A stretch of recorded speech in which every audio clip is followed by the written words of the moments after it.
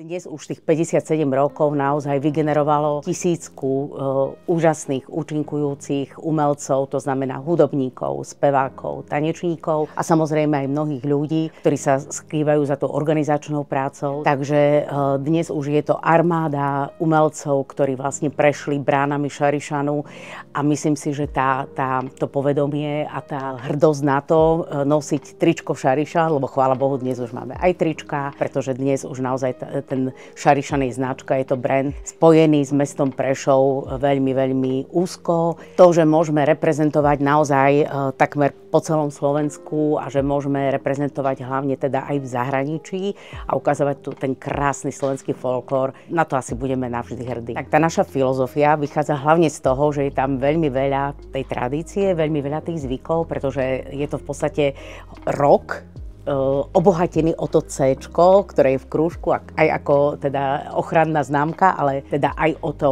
rokové. Ale to, čo je podstatné, je to naozaj rok života na šarišskej dedine v princípe. Tým pádom je tam veľmi veľa zvykov, veľmi veľa tradícií. Čerpali sme práve z bohatého a rozsiahleho výskumu pána Jana Lazoríka, toho asi najznámejšieho zberateľa, etnografa. Myslím si, že ten grunt, ten program má, to sú tie tradície a zvyky a to, že s tou štilizáciou my stále ideme do takých špecifických polôch. Tentokrát je to roková kapela a herečky Sudičky.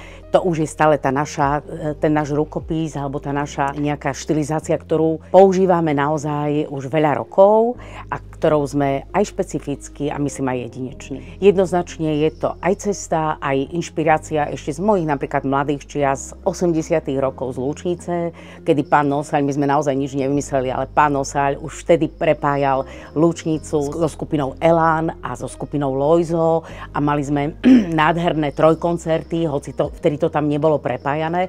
Mali sme tie koncerty samostatne, ale už vtedy vlastne si pán Nosaľ dovolil ako keby osloviť aj diváka, ktorý by možno nikdy neprišiel na Lučnicu, ale zbožňoval Elán a takýmto spôsobom ako keby rozširoval aj povedomie o folklóre, aj to naše nádherné umenie aj pre mladých ľudí a to je nádherná cesta.